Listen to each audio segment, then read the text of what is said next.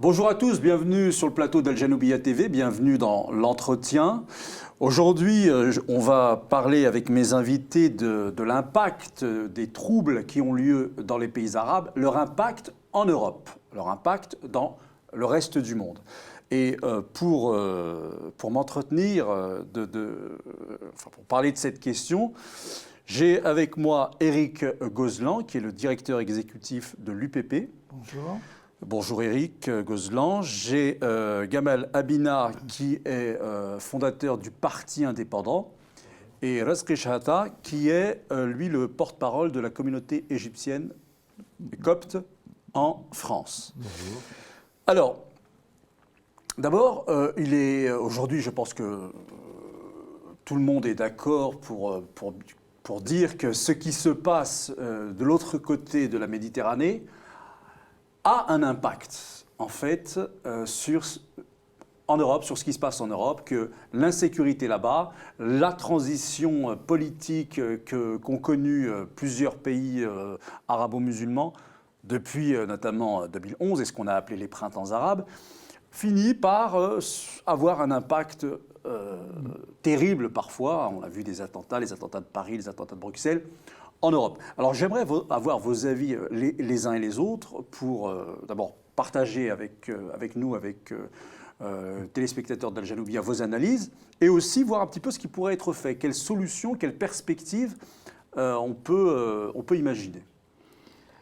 Alors, Éric Gozlan. Alors je pense que le premier impact qu'il y a, c'est un impact politique qu'on a. Parce qu'on voit, la première des choses, énormément, suite au printemps arabe et surtout ce qui se passe après, énormément de migrations qui viennent de ces pays vers l'Europe. Et ce qu'on voit, c'est que à cause de cette immigration massive, il y a une montée de l'extrême droite en France, et ça se ressent tous les jours, et on voit les sondages qu'il y a dans les différents pays, où on voit que c'est l'extrême droite qui monte de plus en plus, ou l'extrême gauche, mais comme les extrêmes se ressemblent, donc moi je ne fais pas beaucoup de différence entre les deux.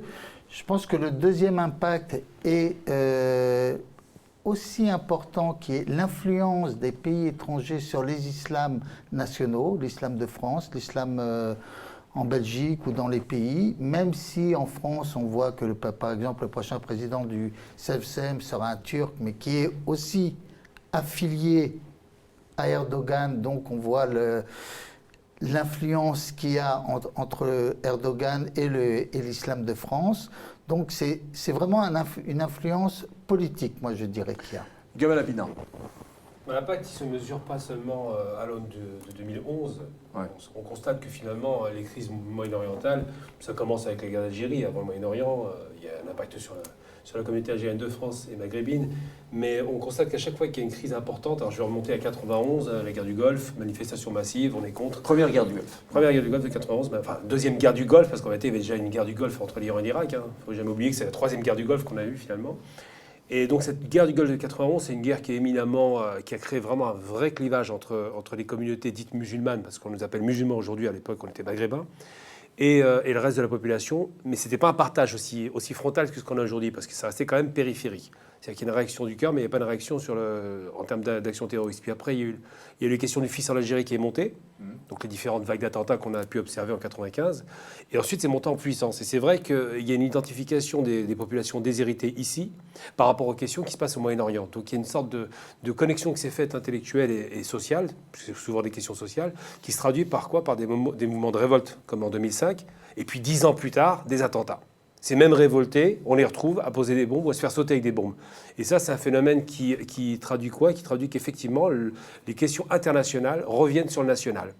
Et le problème, c'est qu'effectivement, pour revenir à ce qui a été dit à l'instant, l'extrême droite surfe là-dessus. C'est-à-dire que l'extrême droite n'attaque pas Wall Street, l'extrême droite n'attaque pas la finance, l'extrême droite attaque quoi? Attaque ce qu'ils appellent, et là, c'est les noms qui sont intéressants, ce qu'ils appellent, eux, pas des réfugiés économiques ou des réfugiés de guerre, ils appellent ça les migrants. Et la connotation, quand on dit migrant, ça donne le sentiment que c'est quelqu'un qui vient se balader, qui veut squatter un pays pour prendre les acquis sociaux. Alors que le mot immigré, migrant, immigré, absolument, mais ouais. surtout il ne vient pas pour des bonnes raisons. Alors que ce sont, encore une fois, il faut le rappeler, des réfugiés de guerre. Tous les pays qui viennent ici, c'est quoi? C'est le Soudan en guerre, c'est évidemment les différents pays des révolutions arabes.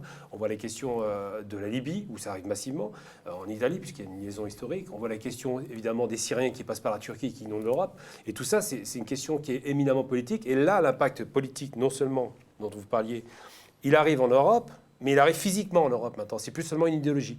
D'accord. Alors, est-ce que y a-t-il... Oui, bien sûr. Moi, je dis ce qu'on appelle le printemps arabe, qui est transformé en autre chose. En hiver sibérien. Absolument. Le mot printemps ne convient pas du tout. Des jeunes qui avaient comme outil le Facebook et puis la liberté de communication ont espéré quelque chose de beau pour leur pays. Et puis ça a tourné mal parce que malheureusement l'islam politique, il faut le dire ainsi, a pris le dessus dans ces pays-là. Résultat, la Libye elle est presque rayée de la carte, la Syrie divisée en 10 000 morceaux, le Soudan divisé, l'Égypte qui a failli partir aussi en division a réussi avec la Tunisie à tenir le coup et à changer un peu l'équation aujourd'hui. Seulement, il y a aussi des minorités dans tout ça. Il y a une minorité copte en Égypte qui a été plus ou moins persécutée. Hein. Ce n'est pas une politique générale de gouvernement, mais c'est toujours les idées moyenâgeuses qui fait qu'on fait des attentats et on tue des gens innocents, pas seulement parce qu'il allait prier ou qu'il croit à autre chose. Mais moi, je veux comparer deux choses. Les chrétiens d'Égypte, qui sont une minorité, s'ils sont en danger, moi je pense que les musulmans en France, un jour, ils vont être dans le même danger. Donc un impact. Absolument. Il faut soutenir les chrétiens d'Égypte pour que nous, on puisse aussi soutenir les musulmans en France. Parce que l'extrême droite en France, elle va se venger de qui? Elle va se venger des Français musulmans ou des musulmans qui ne sont pas français. Et donc cet impact-là, elle va, comme il a dit Eric, ça va nourrir un peu plus les extrêmes. Et ces extrêmes-là, ils vont aller chercher les minorités juives, minorités musulmanes en France, donc c'est le même destin quelque part. Bah, voilà, j'aime beaucoup que vous terminiez ce mot destin, mais j'ai l'impression, alors je vous demande vos avis à vous trois, que beaucoup de responsables, des gens qui sont aux responsabilités, notamment en France, n'ont pas compris que le destin de ce côté-ci de la Méditerranée, ou côté rive sud, finalement, ces gens sont liés. Depuis, au moins pour ce qu'on sait, enfin que tout le monde à peu près connaît parce qu'il l'a vu à l'école, depuis Charlemagne. Enfin, les ambassades abbassides à Aix-la-Chapelle, pardon, qui viennent voir Charlemagne. Les écrits hébreux ou arabes faits par des juifs en Espagne musulmane, que tout ça c'est un bassin, qui est, les Romains disaient Mare Nostrum, notre mer, avec le mot mer en plus il peut avoir ici plusieurs significations, et que peut-être que quelque part toucher là-bas revient forcément ici, et toucher ici revient forcément là-bas, donc j'ai l'impression, je reviens sur ce que je disais au début, les responsables n'ont pas compris cela. Alors, ce qu'il faut aussi d'abord comprendre, c'est que même si on a un destin commun, même si on a ce destin commun, on a une façon de penser en Europe qui est différente de la façon dont pensent les personnes en Égypte, en Libye et dans tous ces pays. Quand vous parliez du printemps arabe, je pense qu'il ne faut pas, il faut pas tout confondre. Il y a le printemps arabe dans des pays comme la Tunisie, des pays comme ça, mais ces pays sont des vrais pays. Tandis que la Libye, la Syrie ne sont pas des vrais pays. Il ne faut pas oublier que ce sont des tribus, un ensemble de tribus. Et dès qu'il n'y a plus de chef, tout part... Vous voulez dire que l'organisation n'est pas la même? L'organisation est complètement différente. Oui, d'accord. Donc il y avait un chef qui commandait, par exemple, pour la Libye, des tribus qui était le chef des tribus, voilà. Alors qu'en Tunisie, il y avait davantage un État tel qu'on le comprend ici. Voilà, vraiment un État à la française. Centralisé. C'est vraiment un État à la française. française. Centralisée en tout cas. Non, mais il faut se rappeler d'où vient la structure politique de la Tunisie, de l'Algérie et du Maroc, par exemple. C'est les États jacobins. Maroc, c'est différent encore. Non, si, c'est le même principe. Le côté tribal, il existe un petit peu, parce qu'il y a les Berbères, les Arabes, mais bon, au-delà de ça, ça reste des États très centralisés jacobins. Ils ont pris la culture française, clairement. Alors que la Libye, c'est l'Italie qui est derrière, à l'origine, dans la colonisation. L'Irak, c'est des pays qui ont été... je ne parle pas de la Syrie, parce que c'est très particulier la Syrie, parce que la Syrie, effectivement, c'était un État qui a été voulu par les Français comme étant confessionnel. Ils ont failli déjà le faire une partition une première fois à 4 confessions différentes, comme ce qu'ils ont fait au Liban d'ailleurs, on trouve cet aspect-là. Donc là, il y a une volonté qui était un partage avec l'histoire de Saïs-Picot, de se dire on va un petit peu fragmenter ces États. Et c'était une volonté politique, hein, c'est pas un hasard. Mais pour ce qui concerne les États nord-africains, c'est la France qui les influence. Pour ce qui concerne le Moyen-Orient, bah, clairement, on voit les États sous influence anglaise. Chacun fait ce qu'il peut. Le principe un peu qu'on trouve en Angleterre, des développements séparés de différentes ethnies ou différentes communautés. Donc c'est des États très communautarisés qu'on va appeler tribaux. Mais c'est le même principe que ce qu'on trouve là-bas. C'est pour ça que quand on dit printemps arabe, pour moi la Tunisie c'est un printemps arabe, clairement, on s'est débarrassé d'un dictateur sanguinaire. Lui, son prédécesseur, parce qu'on a tendance à encenser son prédécesseur, il a quand même tué des gens pour les émeutes de la fin en 82, le cher, comment il s'appelait déjà le père de la Tunisie, Bourguiba, ouais. Il y a eu des émeutes de la fin en 82, il les a arrosés à la mitraillette. Il ne faut jamais oublier ça, il faut savoir d'où partent ces gens-là.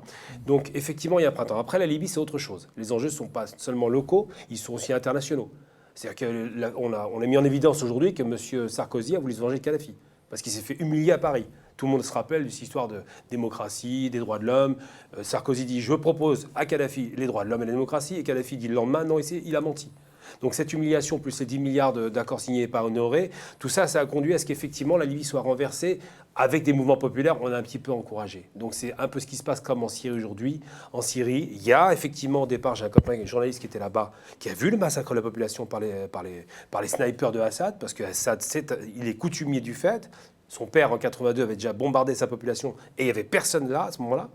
Et en plus, ça a été alimenté par les Turcs et les frères musulmans, ça a été alimenté par l'Arabie Saoudite avec son courant wahhabi, ça a été alimenté par encore les frères musulmans du Qatar. Tout ça sont entrés dans le bateau et il faut savoir en plus que la Syrie est quand même un allié historique de la Russie. Donc elle a émis l'Amérique. Alors n'oublions pas l'impact en Europe de tout cela. Oui, Comment, alors l'impact, je vous posais la question différemment. Comment se fait-il, alors vous avez commencé un peu à y répondre, Gamal, que tout cela trouve écho, mais de cette manière-là, que ça puisse trouver écho, qu'on puisse avoir qu'on puisse se sentir concerné, l'affect, etc. C'est une chose, mais comment ça peut trouver écho à ce point et de cette manière-là chez la jeunesse musulmane, en France par exemple? Moi je veux dire que le monde d'aujourd'hui est un village. Déjà, le Méditerranée, c'est un lac, c'est pas une mer, pour moi, c'est un lac. Et il y a la révolution de communication. Ibn Khaldun disait que c'était un lac. Absolument. Et dans les 10 dernières années, là, la révolution de communication est énorme. On réagit tous en temps réel. Dans la seconde qui suit, un problème quelque part, on le sait tout de suite, on réagit par rapport à ça. On n'a plus ces distances du temps et de l'espace qui fait qu'on ne réagit pas tout de suite. Aujourd'hui, on réagit tout de suite. Et donc, moi, je veux bien, peut-être la Syrie comme l'Algérie et la Libye, mais l'Irak, il était quand même un grand pays, il est divisé. Pourquoi tous ces pays arabes, on parle la même langue. Moi, quand j'ai vu la création de l'Europe depuis Mitterrand et après, pas par pas, tout ce qu'on a, même s'il y a l'Angleterre qui est sortie, mais je veux dire, l'Europe, c'était quelque chose de très bien pour l'Europe. C'était bien la circulation des hommes, la libre circulation des hommes et des capitaux. Pourquoi on ne voit pas ça dans notre monde arabe? Pourquoi ça ne sera pas un seul monde arabe ouvert, démocrate parce qu'il y a des jeunes derrière tout ça. Et ces jeunes-là, s'ils n'ont pas leur bonheur dans leur pays, ils vont faire quoi? Ils vont prendre des billes de popel pour venir en Europe et on va ramasser leurs cadavres dans la mer. C'est ça qui se passe. Comment on peut faire pour améliorer le sort? Parce que un monde arabe et en Afrique en général, mais un monde arabe qui arrive à résoudre ces problèmes, eh bien, ça sera moins des migrants en France, ça sera moins de problèmes économiques là-bas ou ici. Donc, il faut aider aussi les pays arabes. Il faut les aider parce que l'impact est direct. S'il y a du chômage, 50% des jeunes ont chômage en Égypte ou ailleurs dans les pays arabes. Chaque jeune, qu'est-ce qu'il veut, qu'est-ce qu'il aura dans sa tête? Il veut se marier, il veut avoir des enfants, il veut une situation, il va faire quoi? Il dit allez. Hein, c'est pas kamikaze, mais c'est presque. Je vais prendre la Méditerranée. Si j'arrive, j'arrive. Si j'arrive pas, eh ben, je vais pas parler de grande chose. Parce que je suis malheureux. Donc, c'est un problème énorme. Personne n'a posé cette question-là. Pourquoi ces milliers et milliers de jeunes qui prennent le risque de mourir pour arriver sur la rive européenne? Ça, c'est un impact énorme. Oui, alors, je pense que vous avez répondu déjà un petit peu à la question par rapport à l'Europe. Pourquoi l'Europe a réussi et les pays, les pays arabes n'ont pas réussi? Vous l'avez dit vous-même, l'Europe était constituée de pays démocratiques. Absolument. Ce qui n'a pas voilà. Alors maintenant, pour l'impact, je pense qu'il y a deux impacts. Il y a l'impact par rapport aux politiques et l'impact par rapport aux jeunes ou à la population, qui est complètement différent. L'impact par rapport à la politique, c'est un impact économique. Il y a le pétrole, il y a les pipelines qui passent en Syrie, etc. Il y a il y a tout le commerce. Point de vue des jeunes, et si on parle des jeunes musulmans, la question, pourquoi un jeune musulman en France s'identifie aux Syriens et seulement à une partie du Syrien. Il ne va pas s'identifier au Syrien qui est tué par les frères musulmans, mais il va beaucoup s'identifier aux frères musulmans qui est là-bas. Et la question, c'est, on peut se poser la question, pourquoi? C'est ça. Et est-ce que ce n'est pas la faute des dignitaires religieux qui n'ont pas su expliquer ce que c'est le vrai islam? Est-ce que, comme on le disait au début, c'est l'implication des pays étrangers dans la religion musulmane? C'est ça la question qu'on doit se poser. Vous ne croyez pas qu'il y a aussi une responsabilité de... Il faut quand même aussi les mettre face à leur responsabilité, les responsables en France. L'intégration de toute cette jeunesse, une vraie intégration, elle se fait quand? Mais justement, c'est une question qui est intéressante parce que là, la question de savoir qui est responsable. Je ne pense pas du tout que ce soit les responsables musulmans, parce qu'ils n'ont aucun pouvoir, clairement. Ils peuvent parler du matin au soir sur un micro, ça ne fera pas de différence. Je pense qu'il y a plusieurs questions de se voir à l'aune des 30 dernières années, 40 dernières années maintenant. On a eu les marcheurs en 80... Alors, il faut se rappeler, 82, 83, en réalité, ça commence à 82, ça arrive en 83 à Paris, sous l'ère Mitterrand. Mitterrand, c'est pas n'importe qui, c'est un type qui était un revanchard, qui en voulait à l'Algérie indépendante, et qui a dit, et ça je l'ai su par Roland Dumas, qui a dit « Je ne laisserai pas ces jeunes Algériens, et maghrébins en général, se former ici pour réussir là-bas ». Donc lui, il était clair. Donc il a fait un système de destruction sociale, c'est organisé, c'est pas un hasard. La concentration des populations dans certaines banlieues, ça n'est pas un hasard. Les commissions d'attribution mettent toujours les mêmes gens aux mêmes endroits. Il suffit de voir comment c'est réparti, c'est assez hallucinant. Et ce qui s'est passé, c'est qu'en 83, quand les jeunes marchent, ils ne demandent pas l'islam, ils ne demandent rien d'autre que l'égalité. C'est pour ça qu'on appelait ça la marche pour l'égalité. Et contre le racisme, l'égalité, la lutte contre le racisme, est d'avoir les mêmes droits que le français, parce qu'ils ne sont pas encore français. Donc on veut devenir des citoyens à part entière. Des citoyens à part entière, intégrés, voilà. On mange son petit cochon, on prend son petit vin, on n'a pas d'islam, on prend une française comme compagne. C'est ça qu'on avait en face de nous. C'était le projet, ça. C'est ce que faisaient les marcheurs. C'est tous le même profil. Et ils étaient débarqués par les chrétiens. On parlait justement des chrétiens, par le père Delorme. Donc c'est pas un hasard. Et ce qui s'est passé, c'est qu'ils se sont pris le mur mitterrandien dans la figure, qui les a flingués, qui a instrumentalisé cette marche pour créer la fameuse SOS Racisme. Donc là, c'est plus tous les Maghrébins qui sont dedans, c'est une élite intellectuelle qui fait son petit travail de ce qu'on avait appelé le racisme institutionnel. Et par la suite, ces jeunes, ils sont en déshérence, il faut voir dans quel état sont devenus les marcheurs historiques. C'est hallucinant. Ils ont tous mal fini. Après, les mouvements sont organisés. Donc ça veut dire que personne de ces marcheurs que vous appelez historiques n'a été intégré dans l'appareil. Il fallait qu'ils se plient. D'ailleurs, on a un exemple très, très concret. C'est pour ça que je veux rejoindre l'extrême droite, qui est quand même inquiétant. Moi, je suis en lutte frontale avec l'extrême droite pour des raisons X et Y. J'ai un procès le 6 juillet contre Alain Soral. C'est dire à quel point ma lutte, elle est claire. L'extrême droite a récupéré une femme qui s'appelle Farida Belroul. Ils l'ont récupérée, donc Soral l'a récupérée sur son site, pour qu'elle parle et pour qu'elle critique la gauche et la droite. Et qu'elle parle à qui? À un extrémiste de droite, un type qui est clairement antisémite, mais pas seulement. Dans son antisémitisme, l'arabe n'est pas loin. Mais ça le dit moi, il est malin, il veut instrumentaliser les Arabes pour avoir la haine du Juif pour des raisons moyen-orientales, la Palestine. Donc c'est vraiment des stratégies un peu vicieuses, et tout ça, c'est une vraie manipulation. Et ce qui se passe, c'est que donc ces jeunes qui sont en déshérence dans les années 80, en 90, ils découvrent quoi? Le fils algérien, qui arrive en masse en France, clairement. Donc les mosquées deviennent à fond fils, et ils leur donnent un islam qui est un islam algérianiste, pas du tout frère musulman, pas du tout saoudiste, algérianiste, qui dit notre islam, c'est le nôtre, c'est l'algérien.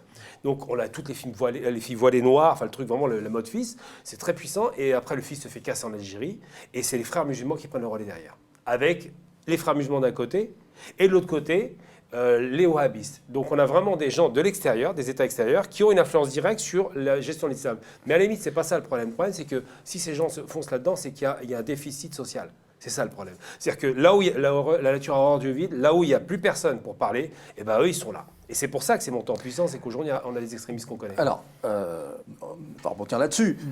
2005, il se passe quelque chose en France, dans les banlieues, à partir des banlieues françaises, de très... Enfin, il y a un signal d'alarme qui est fort, les émeutes, ce qu'on a appelé les émeutes de 2005. Moi, Depuis, qu'est-ce qui a été fait? Mais moi, j'ai pas vu grand-chose. C'est rien. J'ai pas vu grand-chose. Et là, peut-être qu'il y a une irresponsabilité extraordinaire. Vous savez, Louis XIV, il disait à son dauphin, notre ennemi, limite, c'est celui qui fout rien, hein, c'est l'oisif. Hein. Lui, il peut facilement être récupéré par un véritable ennemi qui a les moyens et qui est fort. Vous voyez? Donc, on a des responsables qui ont vu cela, et puis ils n'ont rien fait. Mais le problème commence bien avant 2005. Le problème, c'est qu'il y a une nouvelle religion qui arrive en France. C'est l'islam. Maintenant, c'est la deuxième religion en France. Quand on prend l'histoire des religions en France, on a, après la Révolution française, le concordat avec la religion juive. Vous voulez faire partie de la nation française? Très bien. Mais voilà, il y a X, Y, il y a 12 questions qu'on pose aux rabbins du Sanhédrin. Ils doivent répondre sur le divorce, sur plein de choses comme ça. On accepte. Avec l'Église catholique, la loi de 1905, séparation de l'Église et de l'État, mais avec certaines règles. Et là, les musulmans arrivent, et peut-être là, les gouvernements n'ont pas été assez forts pour dire voilà les règles à suivre. Vous voulez être intégré comme les autres, voilà les règles à suivre. Alors maintenant, on a des gens qui se disent imams, ils ne sont pas imams, il n'y a aucun statut de l'imam. Dans n'importe quelle religion, je vais vous donner un exemple, si je suis rabbin et je marie quelqu'un avant son mariage civil, c'est le seul article du Code civil qui peut m'amener en prison. Mais n'importe quel imam peut marier avant. Mais donc, Eric, vous savez que la différence est importante entre ce qui s'est passé pour les juifs, pour les chrétiens, donc fin 18e siècle, ou 1905, début 20e, c'est que les juifs et les chrétiens, d'abord, sont là depuis très très longtemps, qu'ils sont, on les repère assez vite. Qu'est-ce que je veux dire par là? C'est que pour les musulmans, ils viennent de plusieurs pays en même temps. Et donc, il y a plusieurs gouvernements avec qui il faut négocier. Et tous ces gouvernements veulent avoir un œil. C'est l'erreur. C'est l'erreur qu'on. Pardon, c'est l'erreur qu'on fait. Ouais. C'est qu'on parle avec eux comme avec des gouvernements. Non, ils sont à partir de maintenant français de confession musulmane. Alors, vous voulez dire, Eric, que l'État français n'a pas encore, ne les considère pas encore comme des Français musulmans? Mais puis toujours, c'est pas dire. Parce que pour expliquer, j'aimerais bien commenter ce qu'il a dit Gamal tout à l'heure et puis Eric aussi. Moi, je ne crois pas à une théorie complotiste. Je crois pas. C'est-à-dire, Mitterrand, moi j'aimais bien Mitterrand. C'est un stratège, c'est un stratège, oui, très rusé, et peu importe. Moi, je pense. Ce n'est pas seulement un problème de gauche, c'est gauche et droite. Les erreurs sont cumulées. Il y a quelque chose de personnel aussi à dire. Moi, quand j'ai choisi de venir émigrer en France, parce que c'est mon cas, j'avais 18 ans, j'ai quitté l'Égypte pour venir vivre en France. Mais je n'avais pas l'intention de vivre tout le temps en France. Et je pense que tous les jeunes qui viennent comme ça, ils n'avaient pas l'intention de vivre en permanence. Ils venaient travailler un peu pour aider leur famille, faire leur situation et repartir. Mais par la force des choses, on est tous restés. Je pense les jeunes d'Algérie, de Tunisie, de Liban, ils sont venus sans avoir l'idée de vivre tout le temps en France. Maintenant, par la force des choses, nous vivons éternellement en France et pour rien au monde. Moi, j'aime bien la République et je ne changerai pour rien au monde. Voilà, ma vie, elle est là maintenant. Donc, c'est quelque chose qu'on n'a pas choisi. Maintenant, revenons à l'immigration musulmane, qui est venue donc au départ d'Algérie et de Maroc et de Tunisie. Ils étaient là pour construire des autoroutes et repartir. Et ils sont restés. Donc je pense qu'on ne les a pas mis dans des HLM tous ensemble en faisant exprès. Moi je pense qu'on a fait ça par la facilité, par la construction, par essayer de leur loger. Et puis ils ont eu leurs enfants dans les écoles ici. Les enfants ils ne veulent plus partir au pays, ils veulent rester. Et donc voilà, la communauté musulmane, elle est construite comme ça. Maintenant, quand l'islam politique rentre son nez là-dedans, et c'est ça le problème, l'islam politique, il ne soucie pas des musulmans en France, ou en Belgique, ou dans un autre pays européen. L'islam politique, c'est al-Umma. Et Al-Umma, c'est le musulman du monde. Al-Masri, j'entends bien. Mais entre ce que disait Gamal et vous, il y a quelque chose tout de même qui pose question. On parle de jeunes qui, dans les années 80, marchent et disent « Nous voulons l'égalité et la citoyenneté ». D'accord ? Absolument. Ok. Ils ne l'ont pas obtenu. Est-ce que finalement, ce que vous appelez, vous, l'islam politique, n'est pas venu simplement récupérer des frustrés, des déçus, Voilà. et que partout dans le monde, ça se fait toujours comme ça. Il y a toujours quelqu'un pour récupérer un déçu ou un frustré. Absolument. Donc, Comme nature la à responsabilité- l'horreur de vide, voilà ce qui s'est passé. Eh ben, la La responsabilité... responsabilité est d'État, mais là où je suis Faut pas d'accord, aussi- avec ce que dit là, je Ouais. suis pas d'accord sur un point.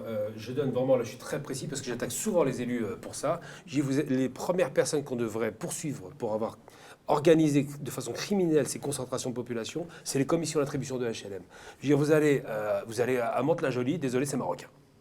Je sais pas pourquoi. Vous allez à Ivry, c'est portugais. Il y a tout un tas de zones comme celle-là où on sait les Maliens, ils sont concentrés où ? Ils sont concentrés à Montreuil. Alors il faut se poser la bonne question, pourquoi tous les Maliens sont à Montreuil ? Ils ont le choix d'y aller ? Non, c'est les commissions qui les envoient. Donc quand on a un immeuble où il n'y a que des noms en Fatoumata, on se dit il y a un problème. Et l'autre question qui se pose, là où on va revenir sur la question de la responsabilité de l'État, parce qu'il ne faut pas parler de complot. Moi j'ai horreur des complots parce que ça veut dire quoi ? Ça veut dire que le complot, c'est celui qui est faible qui dit je vais magouiller par derrière. Sauf que l'État français n'est pas faible, il est fort. Donc il n'y a pas de complot.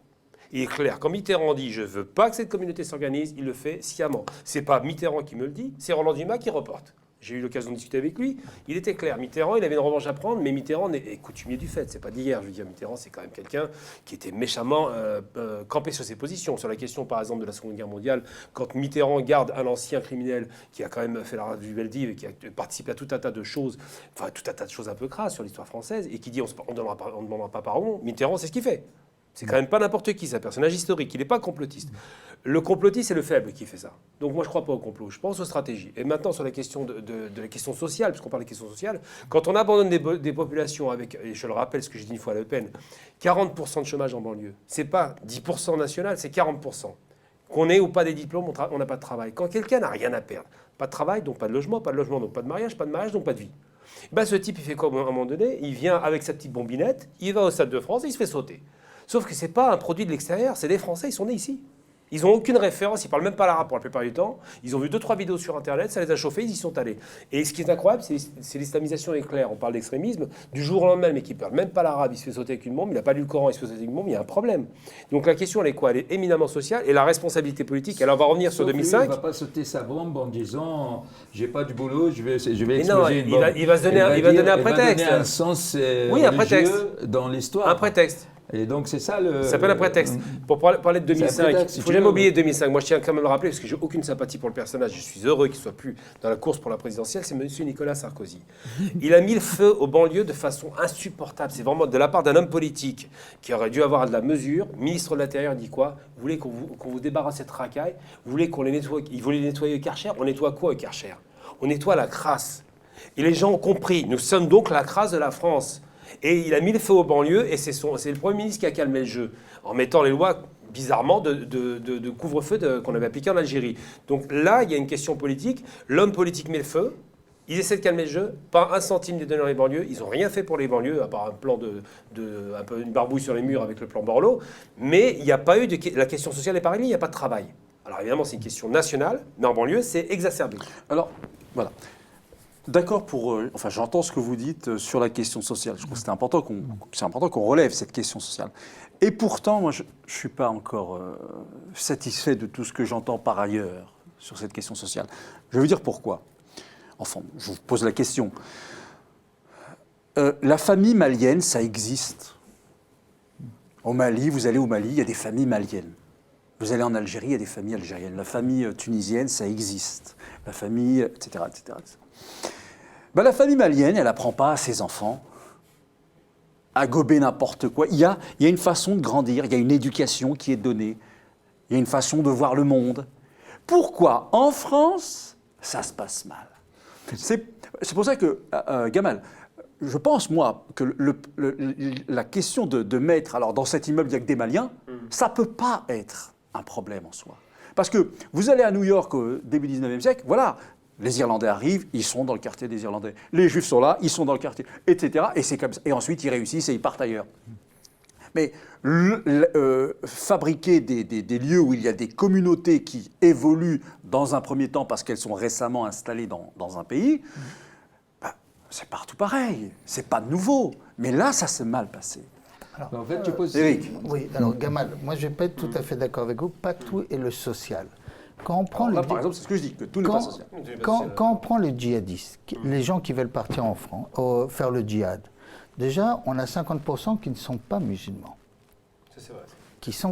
Ils sont à peu près entre 40%, qui sont plutôt chrétiens. Sur ces 40%, on a 50% qui viennent des très bons quartiers. Du 8e, du 7e. Quand on prend les auteurs des attentats, que ce soit le premier gros 2001, c'était pas des idiots, c'était pas des cas sociaux qui ont fait les attentats. Les émirs sont loin d'être des cas sociaux, à part quelques-uns qu'on voit à la télé, mais les grands chefs sont loin d'être des cas sociaux. Et quand on prend la nature des djihadistes, c'est beaucoup des gens qui ont été à l'école. Donc il y a un autre motif que le problème social. C'est vrai que ça joue, le problème social, mais pas le social qu'au niveau économique. C'est aussi le social. Qu'est-ce que je fais de ma vie? C'est ça qu'un jeune. Voilà, donc il ne faut pas qu'on s'arrête qu'au social en fait, comme on t'as l'entend. posé des questions. Juste un instant. 2001, ce ne sont pas les mêmes profils que 2015. Oui. 2001, ce sont des gens éduqués, Qui lisaient, qui viennent souvent de familles riches. C'est Al-Qaïda. Al-Qaïda, c'est quoi? C'est un milliardaire qui est à la tête de ça. Après, il y a Ayman Zawahiri qui vient d'Égypte, qui, lui, s'associe à lui, pour les fous. Mais ce sont des gens éduqués qui ont une formation politique solide. Ce ne sont pas des perdus. 2015, ce sont des petits jeunes. Moi, malheureusement, je vais vous donner une histoire très triste. C'est un jeune Tunisien que je connaissais. C'est triste parce que je le connaissais. C'est un mec gentil, formidable et tout, qui manifestait tout le temps. On voyait toutes les manifestations sur les questions palestiniennes ou islamophobes, je ne sais. Et il a fini par mourir il y a 3 ans. J'ai appris qu'il est mort il y a 3 ans en Syrie. Lui, il était ultra manipulable. C'est un jeune de quartier qui n'avait pas de travail, qui n'avait pas de vie, qui n'avait pas de diplôme. Et ce profil-là, il est nouveau. C'est-à-dire que là, c'est pas un profil de gens éduqués, c'est un profil. Et là, on parle plus de Al-Qaïda, on parle donc de Daesh. Et quand Daesh fait un appel général à tout le monde, il fait pas un appel à des cadres, il fait appel à des masses laborieuses. Je parle mal laborieuses dans la guerre, qui vont mourir pour lui. Donc c'est plus du tout le même profil. Et il dit quoi quand il parle? Il dit vous avez rien. C'est un peu comme dans les prisons en France. Hein. Qu'est-ce que tu es devenu? Qu'est-ce qui est devenu ta vie? Eh bien, tu verras, je vais te montrer la lumière. C'est ça. Donc c'est plus du tout le même profil. Et c'est pour ça d'ailleurs qu'Al-Qaïda n'est pas d'accord avec Daesh. C'est pas du tout la même approche. Moi, je voulais juste... on est pour ou contre le communautarisme? C'est ça le problème. Est-ce qu'on est pour que les Algériens vivent ensemble, les Maliens vivent ensemble, les Égyptiens vivent ensemble? Est-ce que c'est bon pour la France ou pas? Tu as dit que ça marchait très bien aux États-Unis. Même en France. On a beau crier... Ceux qui crient à longueur de journée contre le communautarisme, en même temps, il ne faut pas grand-chose contre. Mais je fais la différence. Il y a communautarisme et communauté. Moi, je parlais de communauté. Il y a des communautés qui s'installent. Je prends l'exemple, je suis un Marocain, je vais aller dans un pays qui n'est pas le mien, je vais plus facilement taper là où il y a des Marocains pour la langue, pour un tas de choses. Ça, c'est une communauté qui s'installe. Vous allez à Miami, il y a des Français, ils vivent entre eux, c'est normal, c'est plus facile. Les États-Unis, c'est différemment, parce que c'est un nouveau monde. Et la France, elle existe depuis... Mais le communautarisme, c'est autre chose. Oui, voilà, mais la question, comment on doit régler ce problème social en France pour les enfants d'immigrés, comment on peut régler ça? Est-ce qu'on doit se mélanger, mettre les riches avec les pauvres, annuler les HLM et mettre très bien. des petits pavillons? Pour l'impact, justement, il y a, on voit même, quelque chose de dramatique, personne ne voit plus maintenant tellement c'est criant, des réfugiés partout. On en voit partout, à chaque carrefour, à chaque feu rouge, on en voit partout. Qu'est-ce qu'on fait? Oui, mais ça, c'est une conséquence, c'est une des erreurs de tous les gouvernements, c'est une des erreurs énormes. Ils ont été myopes et regardé que la France et ne regardaient pas ce qui se passait dans le monde, et puis le résultat... Je ne crois pas que c'est une erreur, ils ne sont pas bêtes du tout, ils savent très bien ce qu'ils font, il n'y a aucune erreur là-dedans, c'est très planifié. Si, est-ce que tu les Allemands, quand ils acceptent 1 million... Non, les Allemands acceptent 1 million de Syriens, ils ne sont pas bêtes. Combien de migrants on a accepté? Bien Combien? sûr. Rien, en France, 20 000. c'est une zone de transit. Oui, mais alors pourquoi on les voit partout? S'ils sont que 20 000 sur toute la Ah, ça France, suffit, 20 000 tu à vas pas les Carrefour. voir à la porte de Saint-Ouen, Mais parce à la que- porte de parce Clignancourt, à que vous Barbès et tout habitez ça. Paris. Mais Hein? si vous allez en Il n'y aurait province, pas un vous ne les voyez pas. Ah, d'accord. Puis Parce 20 que 000, vous à avez Paris, sur Paris, c'est énorme. Voilà, ouais. parce qu'on les voit à Paris. Absolument. Mais si vous allez en banlieue parisienne, on ne les voit voit pas, pas. Il absolument. suffit de sortir à 15 km. Absolument. Alors maintenant, on parlait tout à l'heure de l'impact. Je pense qu'une des solutions qu'il y a entre communautarisme, communauté, c'est qu'il faut que les jeunes aient tous un dénominateur commun.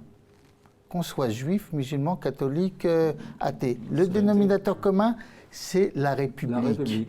Je suis français de confession musulmane. Je suis français de confession catholique, athée ou juif. Mais d'abord, je suis français. Et ça, c'est mon dénominateur commun. Du moment où on dira d'abord je suis français ou européen, là, beaucoup de choses changeront.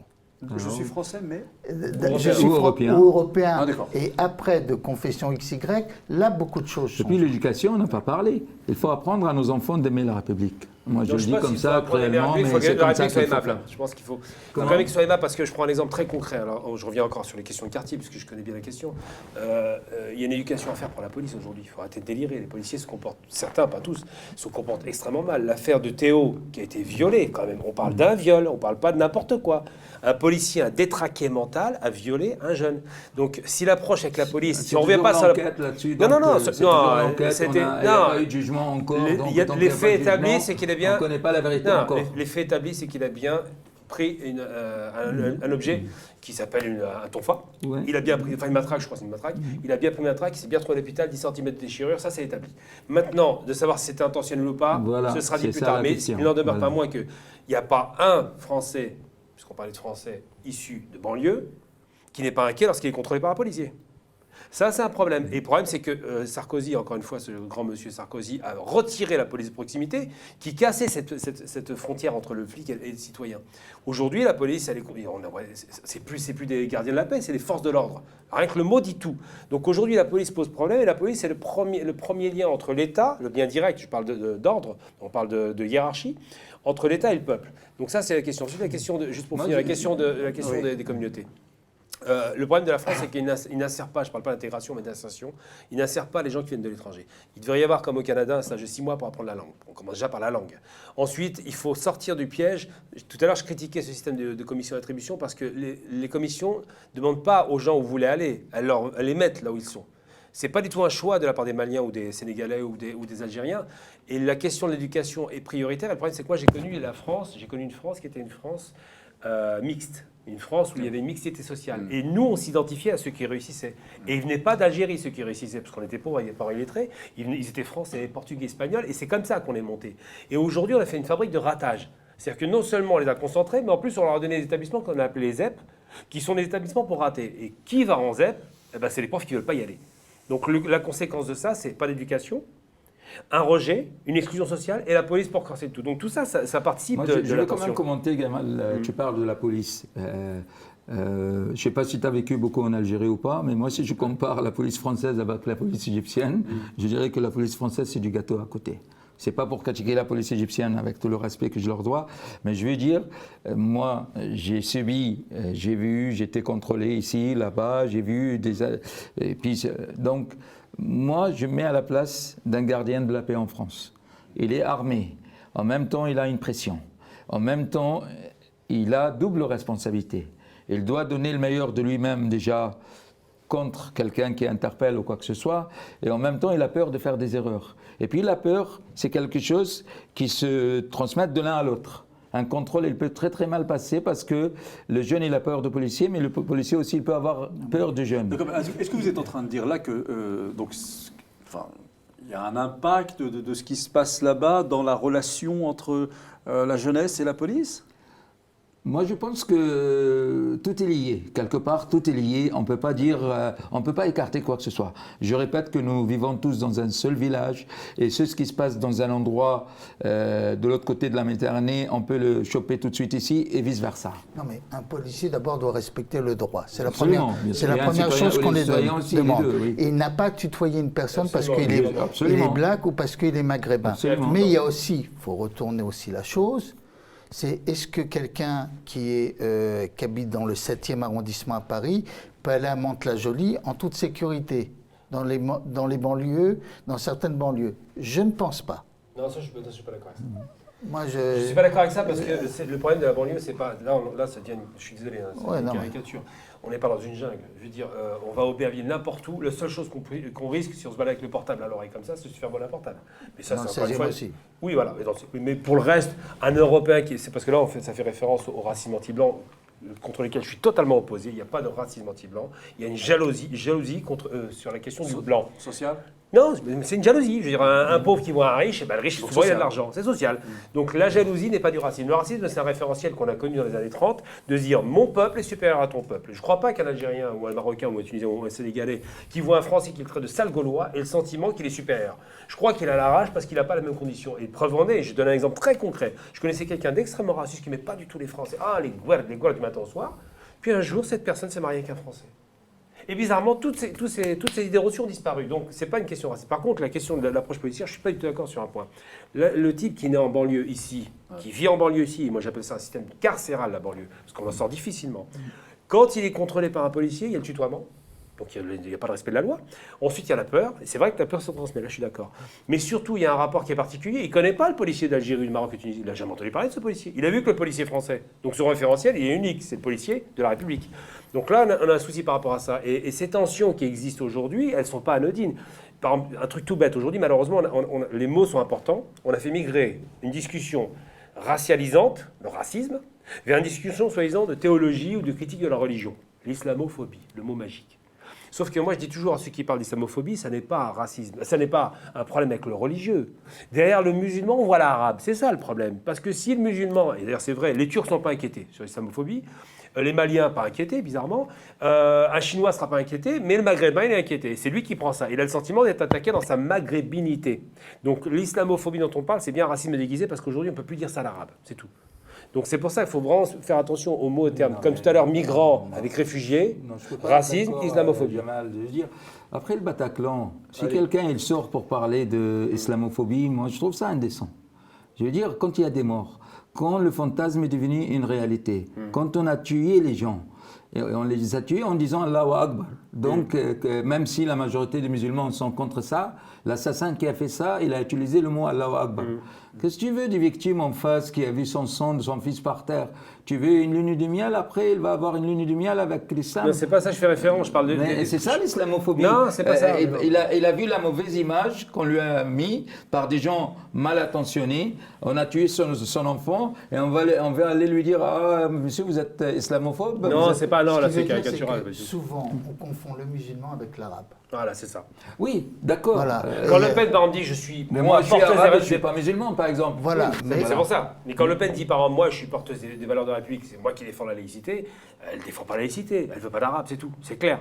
Alors c'est plus facile de dire maintenant je veux pas de musulmans, ou alors les musulmans se calment, baissez votre tête, plutôt que les arabes. Oui, c'est que ça. Le Pen, on est Maintenant, tous d'accord, tous les et le trois Bataclan va être là-dessus, très clair. de Moi toute je suis catégorique. Moi j'ai vu un truc délirant, et ça il faut observer dans la communauté musulmane, parce qu'il faut être dedans pour comprendre ça.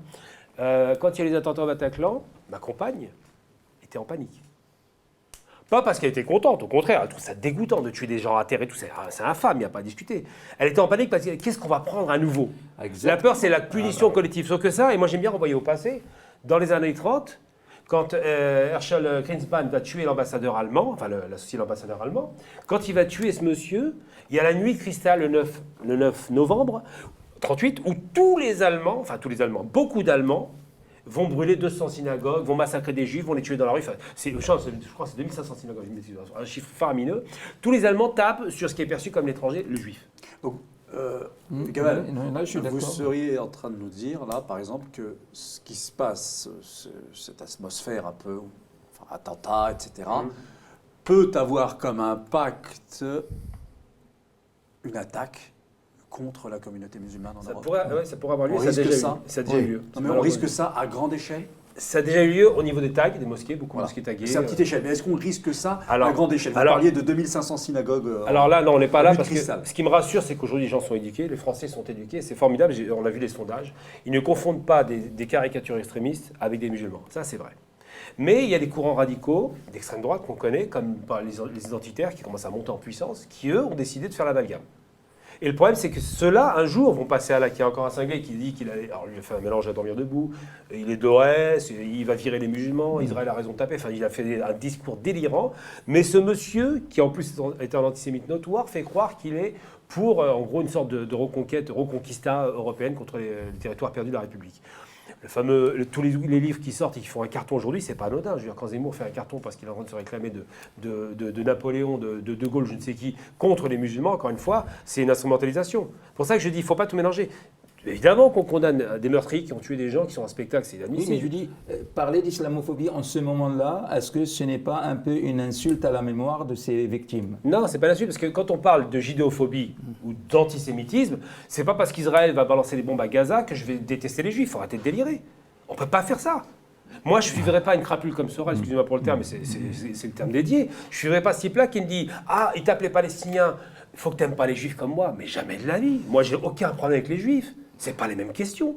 On mélange tout. Le religieux, c'est le religieux. Le politique, c'est le politique. Aujourd'hui, la question sociale n'est pas anodine.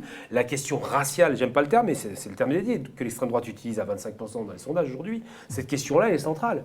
Et pour ne pas dire, pour pas tomber sous le racisme, eh ben on dit islam. Voilà, c'est clair. Donc derrière l'arabe, derrière le musulman, c'est l'arabe. Alors, qui appelle on racisme conclut, s'il vous plaît, Oui, Eric. Alors, pour conclure, il faut qu'on réfléchisse peut-être pour une autre fois, mais un sondage qui est sorti, c'est lorsque un jeune cherche du travail, s'il est juif, il envoie 4 fois plus de CV qu'un catholique, et s'il est musulman, il envoie 6 fois plus de CV. Donc il y a encore de la ségrégation. D'accord. Bah, ça ne devrait pas, ça, encourager les juifs et musulmans, je ne sais pas moi, à faire leur boîte? Alors, faudra qu'ils Plutôt que de dire on ne veut pas de moi, tu as peut-être un talent. Moi, je dis que les musulmans et les juifs doivent travailler ensemble parce que si aujourd'hui on tape sur un juif, demain on tapera sur un musulman et vice-versa. Mais d'abord, il faut que les musulmans entre eux fassent la paix et que les juifs entre eux fassent la paix. Pour conclure, Moi, pour ma conclusion, sur les questions religieuses, j'ai toujours été assez halluciné à me dire à quel point, et là je parle strictement religieux, je ne parle pas de questions sociales ou politiques, à quel point il y a une proximité extraordinaire entre le culte juif, d'accord, et le culte musulman. C'est-à-dire qu'on a plus de proximité qu'on n'en aura jamais avec les chrétiens. Pour autant, tout s'est fait au Moyen-Orient. Parce qu'en termes de pratique, par exemple, je me suis intéressé beaucoup à la pratique juive, elle est extrêmement similaire à celle des musulmans. Mais c'est vraiment impressionnant. Je parle de tout ce qui est kasher, qui correspond au halal, je parle de tout ce qui est les interdits, qui sont très forts chez les juifs, c'est pas à moitié, c'est dur d'être juif quand on pratique vraiment. Et je parle surtout du fait qu'on ne présente pas, on ne caractérise pas physiquement Dieu. Chez les chrétiens, ils ont fait l'histoire de la croix, Jésus c'est Dieu, on ne sait pas trop de quoi il parle. Il y a beaucoup cette idée de représentation physique de Dieu parce qu'il n'y a pas de Dieu de culte. Alors que les juifs n'ont pas ça et les musulmans n'ont pas ça. Donc je pense que ce qui est dommage, la question palestinienne nous a séparés, alors qu'on a toujours vécu ensemble à une époque. Et ça, c'est vraiment dommage. Je pense que vraiment, c'est la perte et j'espère qu'un jour, ça va s'arranger. Moi, je rejoins Gamal sur le jour où on aura 2 États qui vivent côte à côte, en paix et en sécurité, ça va déjà avancer beaucoup les choses entre les juifs et les musulmans surtout. Et il y a un mot clé, un mot magique dans tout ça, ça s'appelle la laïcité. Et on a bien besoin dans l'autre rive de la Méditerranée, parce que quand on aura la laïcité de l'autre côté de la Méditerranée et que les pays arabes acceptent ce mot-là, je pense qu'il y aura un impact très important sur la France. D'accord, bon, écoutez, je vous remercie tous les trois pour le partage de vos idées. On comprend que ce que vous venez de dire à l'instant, que par exemple, vous mettez le fait que juifs et musulmans se réconcilieraient sur une question, notamment 2 États dont vous parlez, pourrait avoir un impact favorable même ici. Espérons-le, mais pour conclure, moi je mettrais quand même mon petit doute en avant. C'est que je crois que nous sommes, malgré tout cela, entrés dans un monde pour lequel personne n'a été formé. Et que ces questions-là d'État, Israël, Palestine, etc., c'est important, oui. Mais j'ai du mal à croire que c'est le cœur du problème. On aura l'occasion d'en reparler dans un prochain numéro, Inch'Allah. À bientôt.